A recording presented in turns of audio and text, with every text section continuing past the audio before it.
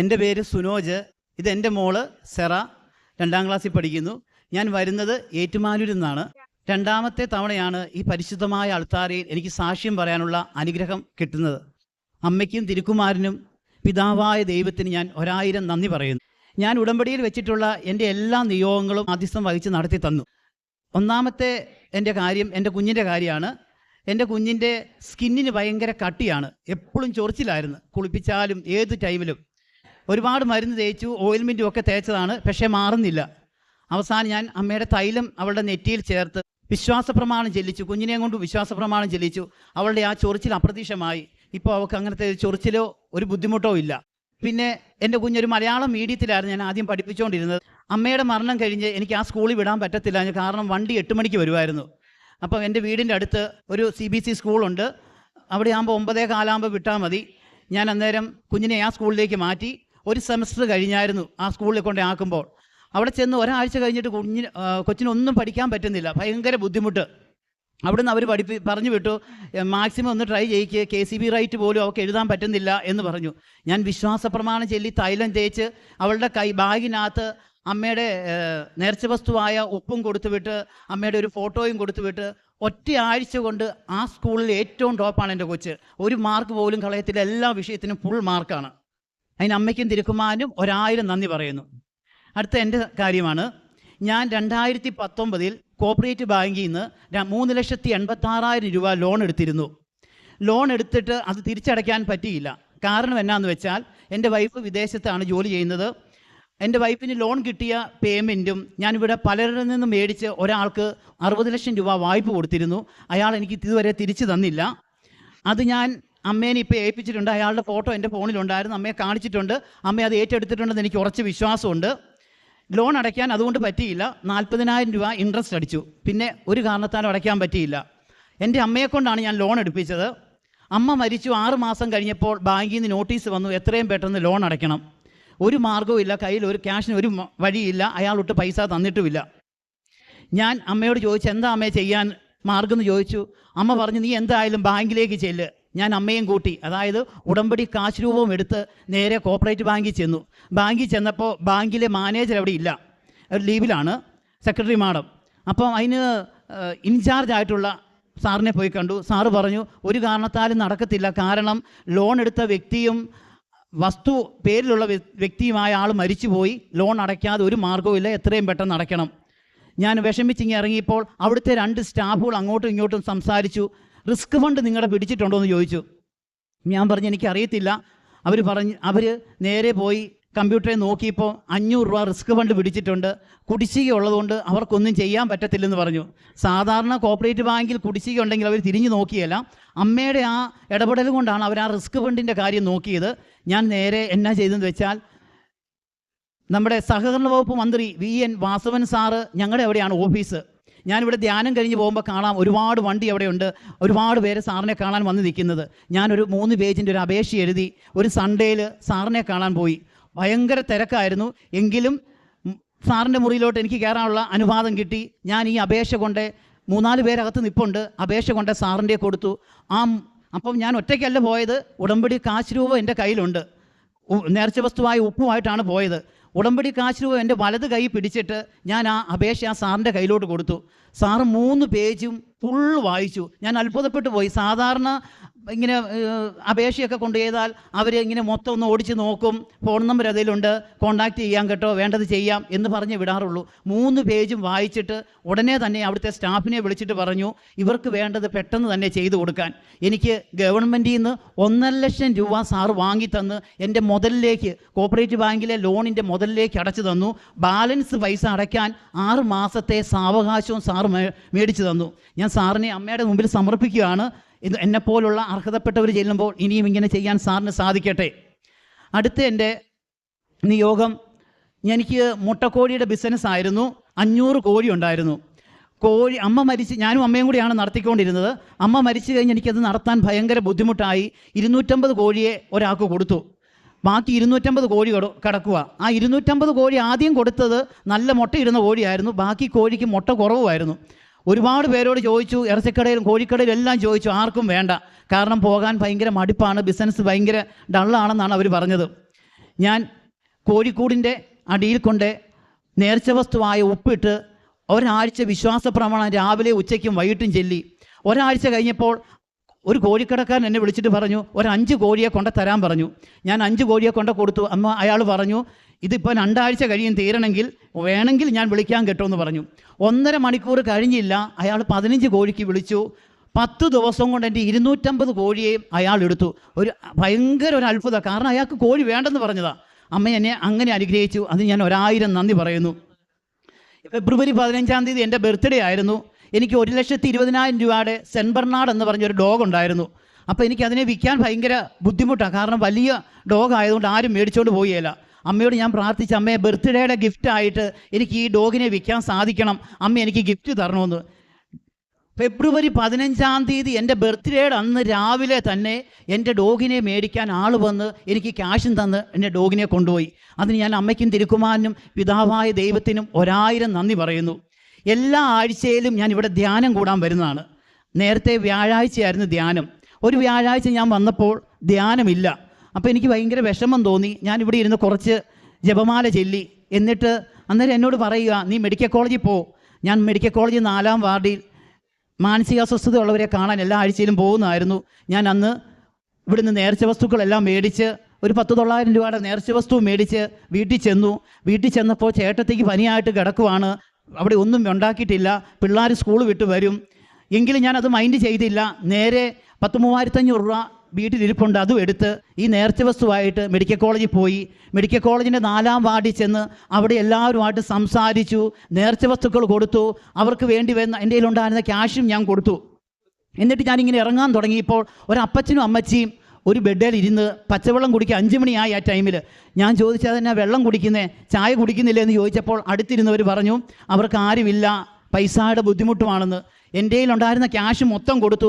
1000 രൂപ എൻ്റെ കയ്യിൽ ബാലൻസ് ഉള്ളൂ. എനിക്ക് ചിക്കൻ മേടിച്ചുകൊണ്ട് വീട്ടിലോട്ട് പോകണം. ഞാൻ ഒന്നും കൊടുക്കാതെ പുറത്തോട്ട് ഇറങ്ങി. കുറച്ച് കഴിഞ്ഞ് അങ്ങ് നടന്നു കഴിഞ്ഞപ്പോൾ എൻ്റെ മനസ്സിൽ പറയുക, ചിക്കനേക്കാളും അത്യാവശ്യം അവർക്ക് ചായക്ക് ക്യാഷ് കൊടുക്കാൻ മേലേന്ന്. ഞാൻ തിരിച്ച് വന്ന് ആ 1000 രൂപയിൽ നിന്ന് 500 രൂപ അപ്പച്ചൻ്റെ കൊടുത്തിട്ട് പറഞ്ഞു, നിങ്ങൾ 2 പേരും ചായ മേടിച്ച് കുടിക്കുക കേട്ടോ എന്ന്. എന്നിട്ട് ഞാൻ തിരിച്ച് ചിക്കനും ഒക്കെ മേടിച്ച് വീട്ടിൽ വന്നു. പിറ്റേ ദിവസം ഞങ്ങളുടെ പള്ളിയിൽ, ഇടവക പള്ളിയിലെ കൊടി കയറുവാണ്. കൊച്ചിൻ്റെ കൈ ക്യാഷ് കൊടുത്ത് വിടണം, ചേട്ടൻ്റെ പിള്ളേർക്ക് കൊടുക്കണം. ക്യാഷ് വരണമെങ്കിൽ 3-4 ദിവസം കൂടെ കഴിയും. ആരോടും ചോദിക്കാൻ മടിയും. അക്കൗണ്ടിൽ 1000 രൂപ കിടപ്പുണ്ട്. പക്ഷേ ഞാൻ ഉറങ്ങാൻ കയറിയിട്ട് ഫോണിനകത്ത് ചുമ്മാ ഒന്ന് നോക്കിയപ്പോൾ എൻ്റെ അക്കൗണ്ടിനകത്ത് 35,000 രൂപ കിടക്കുന്നു. അന്ന് തന്നെ വന്നിരിക്കുന്നത്. ഞാൻ അന്നേരം വൈഫിനെ വിളിച്ചു. വൈഫ് 1,00,000 രൂപയാണ് അയക്കുന്നത്. ഈ 35,000 രൂപ അല്ല, സാലറി വന്നിട്ടുമില്ല. അപ്പം ഞാൻ ചോദിച്ചപ്പോൾ പുള്ളിക്കാരി അയച്ചിട്ടില്ല. പിറ്റേ ദിവസം ബാങ്കിലെ മാനേജർ എൻ്റെ ഫ്രണ്ടാണ്.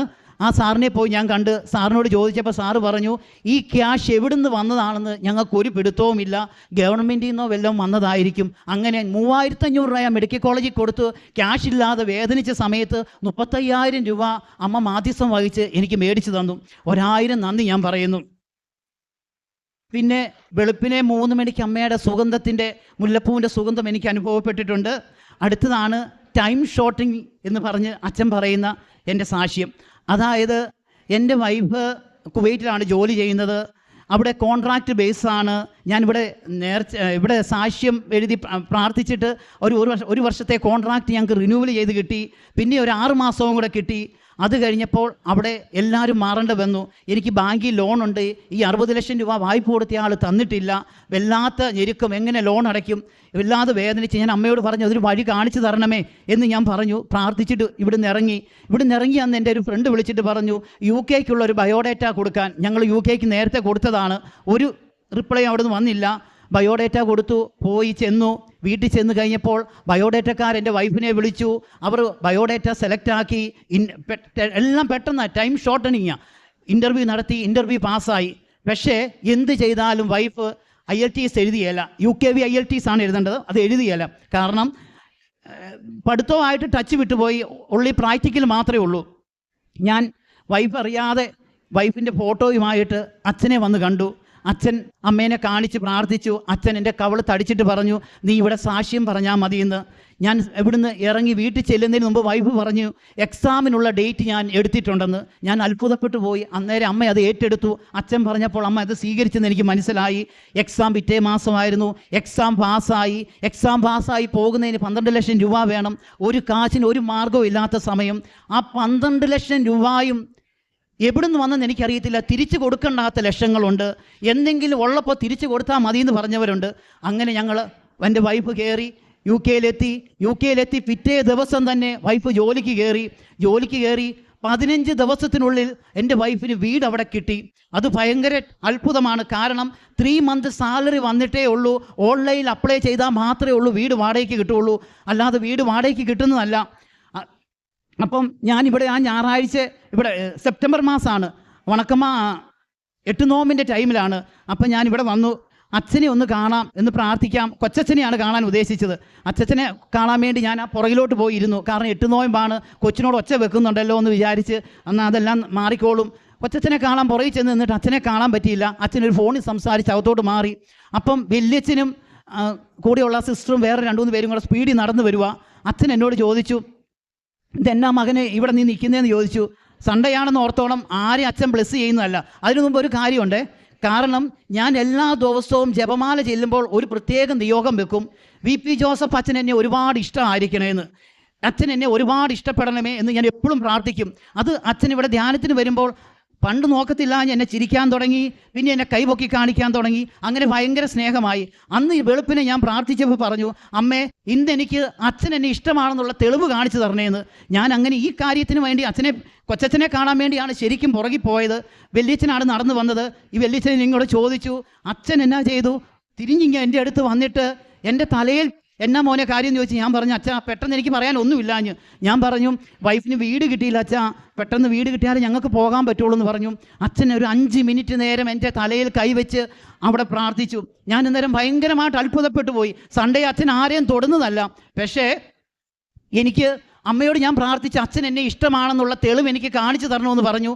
അതേപടി ഇഷ്ടം അച്ഛൻ എന്നെ അവിടെ കാണിച്ചു. അതുപോലെ തന്നെ പിറ്റേ ദിവസം തന്നെ എൻ്റെ വൈഫിന് അവിടെ വീട് ശരിയായതും ഭയങ്കര അത്ഭുതമാണ്. കാരണം അവിടെ 1 വർഷമായ സ്റ്റാഫുണ്ട്. അവർ ഹസ്ബൻഡിനെയും പിള്ളേരെ കൊണ്ടുപോകാൻ വേണ്ടി വീട് എടുത്തിട്ടുണ്ട്. ആ പുള്ളിക്കാരിക്ക് ജോലി സ്ഥലത്ത് പെട്ടെന്ന് എന്തോ പ്രോബ്ലം ഉണ്ടായി. ആ പുള്ളിക്കാരിക്ക് അവിടുന്ന് മാറേണ്ടി വന്നു. അങ്ങനെ ആ പുള്ളിക്കാരിയുടെ വീട് ഞങ്ങൾക്ക് തരാമെന്ന് പറഞ്ഞു. ഒരു സെക്യൂരിറ്റി പോലും കൊടുക്കാതെ ഞങ്ങൾക്ക് 15 മിനിറ്റ് യാത്രയുള്ളൂ അവിടുന്ന്. ആ വീട് ഞങ്ങൾക്ക് അമ്മ അനുവദിച്ചു തന്നു. അതുപോലെ അത്ഭുതകരമായിട്ടാണ് ആ വീട് കിട്ടിയത്. അതിന് ശേഷം എന്നെയും കൊച്ചിനെയും കൊണ്ടുപോകാനുള്ള പേപ്പർ വർക്കുകൾ ചെയ്യണം. അപ്പം ഞാൻ വൈഫിനോട് പറഞ്ഞു, വീട് കിട്ടിയല്ലോ, ഇനി പേപ്പർ വർക്ക് സ്റ്റാർട്ട് ചെയ്യാൻ പറഞ്ഞു.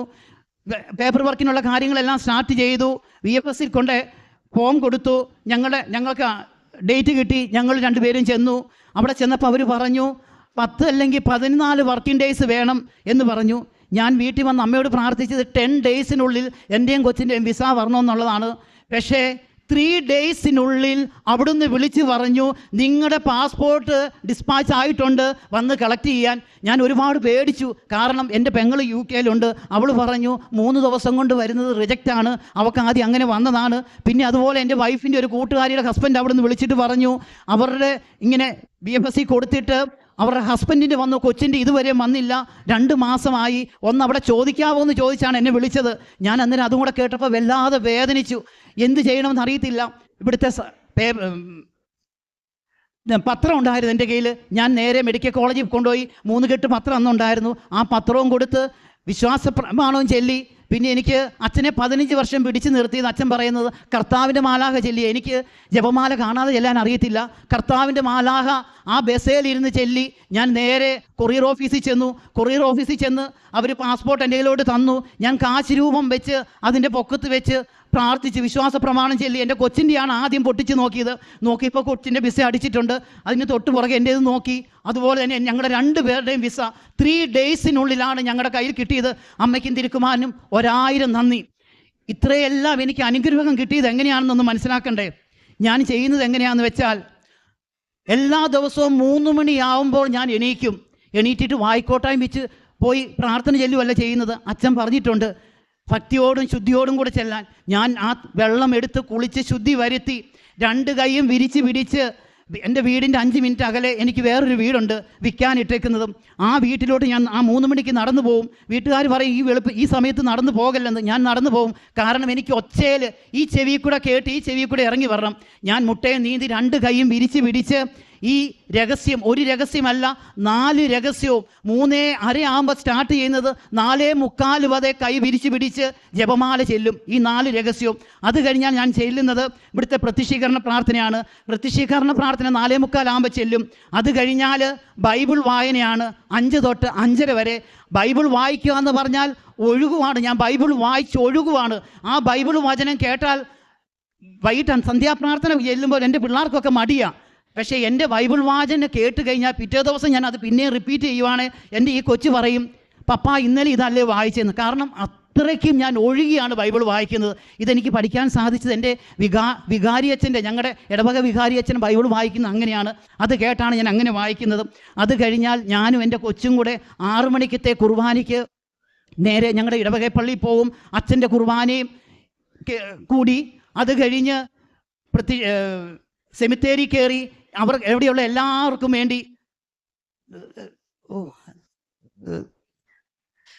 പ്രാർത്ഥിക്കും. അവർക്ക് എല്ലാവർക്കും വേണ്ടി പ്രാർത്ഥിക്കും. അത് കഴിഞ്ഞ് തിരിച്ച് വന്ന് എൻ്റെ കൊച്ചിനെ സ്കൂളിൽ പോകാൻ ഒരുക്കും. അത് കഴിഞ്ഞാൽ നേരെ പോകുന്നത് കോട്ടയത്തുള്ള അനാഥാലയത്തിലാണ്. അവിടെ 70 പേരുണ്ട്, പ്രായം ചെന്നവരും ഒട്ടും വയ്യാത്തവരുമായിട്ടുള്ളത്. ആഴ്ചയിൽ 3 ദിവസം ഞാൻ അവിടെ പോകും. അവിടെ ചെന്നാൽ 9:30 ആകുമ്പോൾ ചെന്നാൽ ചുമ്മാ അവിടെ സ്പെൻഡ് ചെയ്യുകയല്ല ചെയ്യുന്നത്.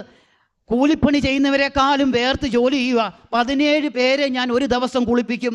അതായത് കാല് മുഴുവൻ പുണ്ണായിട്ടുള്ളവർ, മോഷനും യൂറിനും എല്ലാം പോയിട്ട് പാമ്പേഴ്സ് തലേ ദിവസത്ത് നിറഞ്ഞ് ഭയങ്കരമായിട്ട് സ്മെല്ലുള്ളത്. അച്ഛൻ ഇവിടെ പറഞ്ഞു കേട്ടിട്ടുണ്ട്, ചില വീടുകളിൽ ഇതിനു വേണ്ടി പ്രായം ചെന്നവരെ കുർബാന കൊടുക്കാൻ പോകുമ്പോൾ കഫം തിളയ്ക്കുന്ന മണം കേട്ടാൽ വല്ലാതെ ഛർദ്ദിക്കുമെന്ന്. ആദ്യത്തെ 1-2 പ്രാവശ്യം എനിക്കങ്ങനെ ബുദ്ധിമുട്ടെങ്കിലും ഞാൻ എൻ്റെ ഈ കൈ കൊണ്ട് നല്ല രീതിയിൽ അവരെ തേച്ച് കഴുകി കുളിപ്പിക്കും. കയ്യെ കൂടെ വെള്ള കളറുള്ള പുഴു ഒഴുകി വന്നിട്ടുണ്ട്. പക്ഷേ എനിക്കൊരു ബുദ്ധിമുട്ടും തോന്നിയില്ല.